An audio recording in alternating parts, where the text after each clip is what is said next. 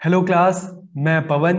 और आज के इस वीडियो लेक्चर में हम जो टॉपिक कवर करने वाले हैं, डिफरेंट स्टाइल्स ऑफ लीडरशिप, नेतृत्व की विभिन्न शैलियां। तो आज के इस वीडियो लेक्चर में हम लीडरशिप के अलग अलग स्टाइल्स के बारे में जानेंगे, समझेंगे। तो आप वीडियो को आखिर तक देखिए और आपको वीडियो कैसी लगी आप कमेंट करके जरूर बताइए, और कोई डाउट हो तब भी कमेंट करके अपने क्वेश्चन जरूर पूछिए। तो हम वीडियो को स्टार्ट करते हैं। तो सबसे पहले अगर हम लीडरशिप स्टाइल की बात करें, नेतृत्व शैली की बात करें, तो leadership style is the manner and approach of providing direction, implementing plans and motivating people. की नेतृत्व शैली लोगों को प्रेरित करने, उनको दिशा प्रदान करने और योजनाओं को सही तरीके से लागू करने का तरीका और दृष्टिकोण है। और अगर हम अपने पूरे हिस्ट्री को देखें, through out history great leaders have emerged with particular leadership styles in providing direction, implementing plans and motivating people. कि पूरे इतिहास में विभिन्न महान नेता दिशा प्रदान करने, योजनाओं को लागू करने और लोगों को प्रेरित करने में विशेष नेतृत्व शैलियों के साथ उभरे। तो चाहे हम इंडिया की बात करें या हम दूसरी कंट्रीज की बात करें, अलग अलग टाइम में अलग अलग लीडर्स आए। सबकी अपनी अपनी लीडरशिप शैली थी, लीडरशिप स्टाइल था, जिससे उन्होंने अपने लोगों को, अपने ग्रुप को लीड किया, अपनी कंट्री को, अपनी सोसाइटी को आगे बढ़ाया। तो आज के इस वीडियो लेक्चर में हम लीडरशिप के जो अलग अलग स्टाइल हैं उसी की बात करने वाले हैं। ठीक है। तो डिफरेंट स्टाइल्स ऑफ लीडरशिप, की लीडरशिप के अलग अलग स्टाइल्स कौन कौन से हैं, तो जानते हैं। सबसे पहले हम बात करते हैं ऑथोरिटेरियन लीडरशिप। तो हम एक एक पॉइंट देख लेते हैं, फिर इसको मैं एक्सप्लेन करूंगा, जिसको हिंदी में निरंकुश या सत्तावादी नेतृत्व शैली कहा जाता है। फिर पार्टिसिपेटिव लीडरशिप, इसको डेमोक्रेटिक लीडरशिप भी कहते हैं, हिंदी में लोकतांत्रिक या सहभागी नेतृत्व शैली। फिर लेजिस्फेयर, हस्तक्षेप या प्रतिनिधि नेतृत्व शैली। फिर ट्रांजेक्शनल लीडरशिप, कारोबारी या समझौतावादी नेतृत्व शैली। और उसके बाद ट्रांसफॉर्मेशनल लीडरशिप, परिवर्तनकारी नेतृत्व शैली। तो इस वीडियो लेक्चर में हम ये 5 जो लीडरशिप स्टाइल है इसकी बात करने वाले हैं। तो सबसे पहले अगर हम बात करें ऑथोरिटेरियन लीडरशिप, निरंकुश या सत्तावादी नेतृत्व शैली, तो निरंकुश नाम से ही पता चल रहा है, ऑथोरिटेरियन निरंकुश, जिस पर किसी का कोई अंकुश ना हो, मतलब मनमाना लीडरशिप। ठीक है। तो the leader tell his or her employee what to do and how to do it without getting their advice. कि इस शैली में निरंकुश नेता अपने समूह के सदस्यों से सलाह किए बिना निर्णय लेते हैं। तो नाम से पता चल रहा है कि सत्तावादी, ठीक है, निरंकुश, जिस पर किसी का अंकुश ना हो, लीडर जो है अपने मनमाने डिसीजन लेता है, अपने मनमाने निर्णय लेता है, किसी की कोई सलाह या सजेशन नहीं सुनता, अपने डिसीजन खुद लेता है। An autocratic leader believes that he or she is the smartest person at the table and knows more than others। कि इस शैली के नेता का मानना है कि वही सबसे चतुर व्यक्ति है, दूसरों से अधिक जानता है। तो इसके कुछ एग्जाम्पल हम ले लेते हैं, जैसे जर्मनी में हिटलर का एग्जाम्पल देते हैं, या अभी हम आज के टाइम की बात करें तो नॉर्थ कोरिया में किंग जोंग का, जो अपनी मनमानी चलाते हैं। तो ये कुछ एग्जाम्पल हो सकते हैं। इसके एडवांटेजेस क्या क्या हैं, इस तरह की जो लीडरशिप स्टाइल है, ऑथोरिटेरियन लीडरशिप स्टाइल के क्या एडवांटेज हैं, कि time spend on making crucial decision can be reduce.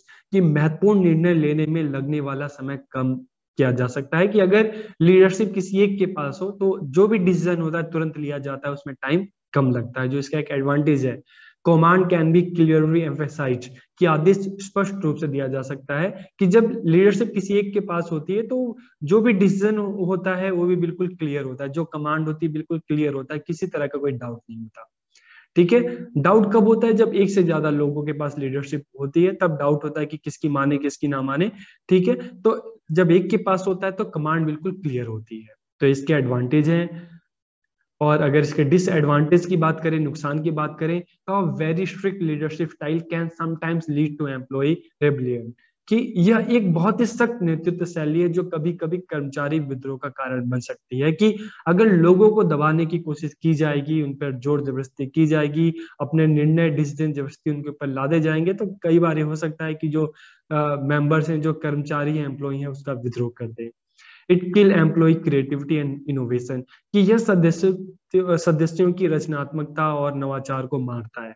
ठीक है, अगर हम स्कूल की बात करते हैं, ठीक है, अगर टीचर ही बच्चों पर जबरदस्ती अपनी बातें ला देगा, ठीक है, फोर्सफुली जो है अपनी डिसीजन बच्चों के ऊपर थोपेगा, तो क्या होगा, बच्चों की जो क्रिएटिविटी है, इनोवेशन है, वो कहीं ना कहीं चीजें खत्म होती चली जाए। ठीक है, it reduces group synergy and collaboration, कि यह समूह तालमेल और सहयोग को कम करता है। कि अगर हम बात करते हैं जहां पे ऑथोरिटेरियन हो, जहां पे निरंकुशवादी हो, सत्तावादी हो, एक के हाथ में डिसीजन हो, वही अपने डिसीजन लेता है, तो इसमें ग्रुप वर्क तो कहीं रह ही नहीं जाता।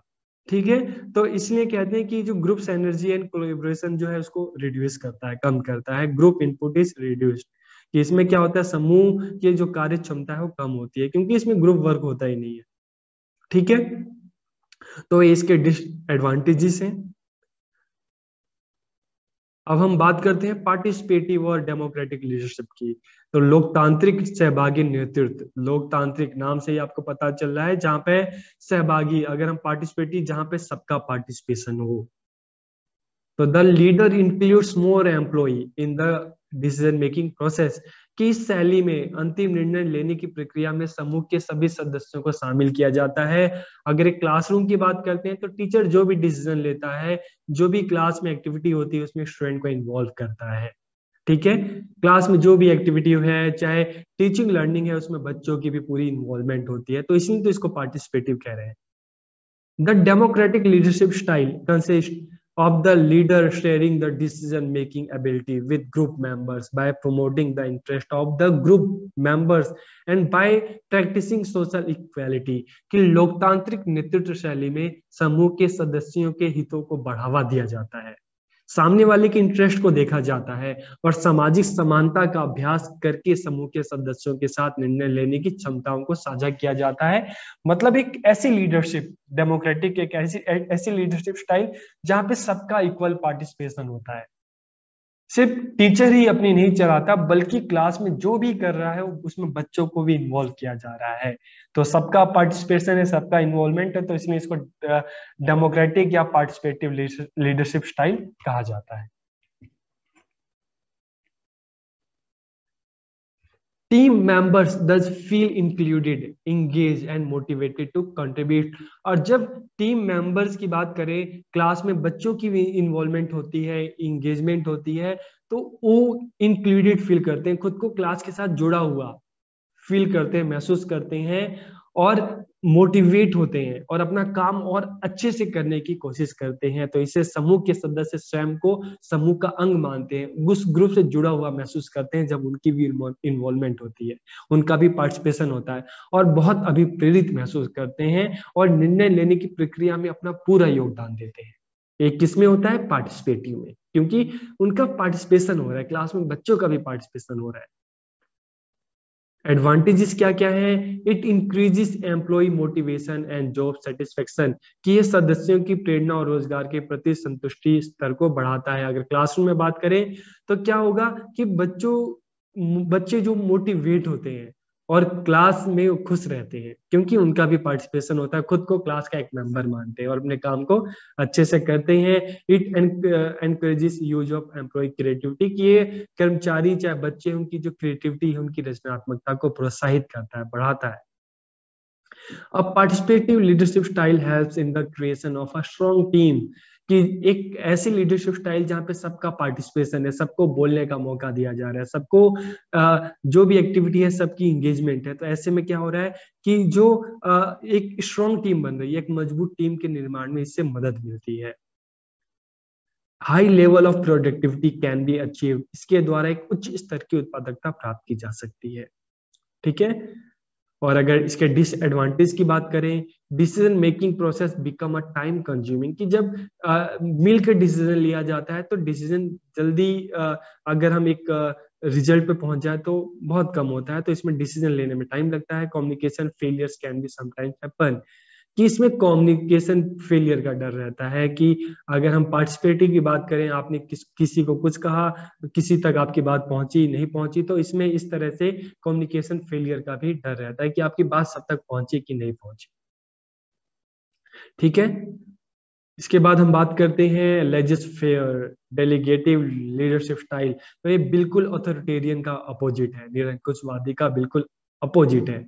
ठीक है, तो the laissez faire leadership style is where all the rights and power to make decision is fully given to the followers या स्टूडेंट। तो इसमें क्या होता है कि जिस तरह से हमने ऑथोरिटेरियन देखा कि वहां पे सारा जो पावर है वो टीचर के हाथ में होती है और लीडर के हाथ में होती है, तो इसमें लीडर अपनी सारी पावर जो है स्टूडेंट को दे देता है, अपनी सारी अथॉरिटी और पावर स्टूडेंट को दे देता है। कई बार आपने स्कूल के टाइम को याद करो, कॉलेज के टाइम को याद करो, कुछ एक्टिविटी होती थी, कुछ प्रोग्राम होता था, तो टीचर क्या करते हैं स्टूडेंट को कहते हैं कि ठीक है ये तुम्हारी रिस्पॉन्सिबिलिटी है, तुम इसको कराओगे, तुम इसको करो। ठीक है, मेरी तरफ से तुम्हें पूरा सपोर्ट है और तुम्हें पूरी पावर मिली है और तुम इसको करो। ठीक है, कोई भी हेल्प चाहिए तो तुम मुझसे ले लेना। तो इसमें क्या होता है कि सारी जो पावर है जो टीचर है वो स्टूडेंट को दे देता है और स्टूडेंट पूरी तरीके से उसमें इंगेज होता है, उस काम को करता है। तो इसमें सारी पावर और शक्ति पूरी तरीके से क्लास के जो मेंबर्स हैं, जो स्टूडेंट हैं, उनको दे दी जाती है। Leaders give their team members a lot of freedom in how they do their work. इस शैली के नेता अपने समूह के सदस्यों को अपना कार्य करने की पूरी स्वतंत्रता दे देते हैं। आप में से बीएड कर रहे हैं, डीएलएड कर रहे हैं, कई बार कुछ एक्टिविटी होती है तो टीचर्स क्या करते हैं, आपको उसका इंचार्ज बना देते हैं, मेंटोर बना देते हैं और कहते हैं कि ठीक है आप इस चीज को कराइए। ठीक है, तो जहां पे पूरी पावर जो है वो स्टूडेंट के पास दी जाती है, मेंबर्स को दे दी जाती है टीचर्स की तरफ से। This can be successful strategy if team members are competent, take responsibility and prefer engaging in individual work. कि यह एक सफल रणनीति हो सकती है यदि टीम के सदस्य सक्षम है उस काम को करने की, जिम्मेदारी लेते हैं और व्यक्तिगत कार्यों में संलग्न रहना पसंद करते हैं। तो अगर सामने वाला काबिल है, उसके सक्षम है और खुद से रिस्पॉन्सिबिलिटी लेता है, तब तो ये स्ट्रेटेजी बहुत अच्छी है। लेकिन अगर सामने वाला उस काबिल ना हो, उतना सक्षम ना हो, जिम्मेदारी ठीक से निभा ना पाए, तब कहीं ना कहीं इस स्ट्रेटेजी में हमें फेलियर देखने को मिलता है। तो इसके एडवांटेज क्या है? Experience employ can take advantage of their competence and experience. कि अनुभवी कर्मचारी अपनी क्षमता और अनुभव का लाभ उठा सकते हैं। अगर स्टूडेंट है, काबिल है, उस काबिल है और एक्सपीरियंस है कि पहले भी इस तरह की रिस्पॉन्सिबिलिटी ले चुका है, तब तो इसका बेनिफिट ले सकता है। Innovation and creativity is highly valued. कि नवाचार और रचनात्मकता को अधिक महत्व दिया जाता है। Delegative leadership creates a positive work environment. इससे क्या होता है, एक सकारात्मक कार्य का वातावरण बनता है। जब मेंबर्स के पास, बच्चों के पास भी पावर होती है कि हमारे पास भी पावर है, हम भी अच्छे डिसीजन ले सकते हैं, हम भी काम को अपनी तरीके से कर सकते हैं। अब हम बात करते हैं ट्रांसफॉर्मेशनल लीडरशिप, परिवर्तनकारी नेतृत्व। तो नाम से ही पता चल रहा है कि ट्रांसफॉर्मेशनल या परिवर्तनकारी इस तरह के लीडरशिप जो अपनी पर्सनैलिटी से ही सामने वाले में भी चेंजेस ला सके। Transformational leaders have integrity and high emotional intelligence. की परिवर्तनकारी नेताओं में ईमानदारी और उच्च भावनात्मक बुद्धिमत्ता होती है। They motivate people with a shared vision of the future and they communicate well. कि वे लोगों से अच्छी तरह से संवाद करते हैं और उनको भविष्य के लिए प्रेरित करते हैं। They also typically self-aware, authentic, empathetic and humble। कि वे आमतौर पर आत्म जागरूक, प्रामाणिक, सशक्त और विनम्र भी होते हैं। They inspire their group members because they expect the best from everyone। कि वे अपने समूह के सदस्यों को प्रेरित करते हैं क्योंकि वे सभी से सर्वश्रेष्ठ की उम्मीद करते हैं। They set clear goals and they have good conflict resolution skill। कि वे स्पष्ट लक्ष्य निर्धारित करते हैं और उनके पास अच्छे संघर्ष संकल्प कौशल होते हैं। They lead to high productivity and engagement. की इसके द्वारा सदस्यों की उत्पादकता और भागीदारी में बढ़ोतरी होती है। तो आप अपने स्कूल में, कॉलेज में इस तरह के टीचर्स को याद कर सकते हैं जो आपसे बहुत ही पोलाइटली बात करते थे, आपको हमेशा इंकरेज करते थे, मोटिवेट करते थे और जिनको देख के लगता था आपको कि नहीं मुझे भी ऐसा ही बनना है। जो हमेशा आपको एक पॉजिटिव आप कह सकते हो मोटिवेशन देते थे। तो इस तरह की लीडरशिप स्टाइल को हम क्या कहते हैं? Transformational leadership style. अब हम ट्रांजेक्शनल की बात करते हैं, कारोबारी लीडरशिप या नेतृत्व। ठीक है, तो in this leadership style the members of the group are encourage for their action and efforts. कि इस नेतृत्व शैली के अंतर्गत समूह के सदस्यों को उनको कार्यों और प्रयासों के लिए प्रोत्साहित किया जाता है। और किस तरह से प्रोत्साहित किया जाता है? It does offer some benefits, for example it clarify everyone role and responsibility, कि अपने सदस्यों को लाभ प्रदान करता है। उदाहरण के लिए यह सभी की भूमिकाओं और जिम्मेदारियों को स्पष्ट करता है। अगर आप अच्छा करेंगे तो आपको रिवॉर्ड मिलेगा, आपको इंक्रीमेंट मिलेगी, आपको सर्टिफिकेट मिलेगा, आपको मेडल मिलेगा, ठीक है। और अगर आप अच्छा नहीं करते तो आपको डिमोशन हो सकता है आपका, ठीक है, आपको पनिशमेंट मिल सकती है। तो इस तरह की लीडरशिप स्टाइल को ट्रांजेक्शनल कहते हैं, जहाँ पे रिवॉर्ड और पनिशमेंट दोनों होते हैं, कि अच्छा करने पे रिवॉर्ड दिया जाता है, प्रमोशन होता है, इंक्रीमेंट होता है। और अगर अच्छा नहीं करोगे तो आप कह सकते हैं कि कहीं ना कहीं डिमोशन हो रहा है, ठीक है, कहीं ना कहीं आपको किसी तरह की पनिशमेंट मिल सकती है। तो इस तरह की लीडरशिप जो स्टाइल है उसको ट्रांजेक्शनल लीडरशिप स्टाइल कहते हैं। तो आपको वीडियो कैसा लगा कमेंट करके आप जरूर बताइएगा। आप सबका बहुत बहुत धन्यवाद।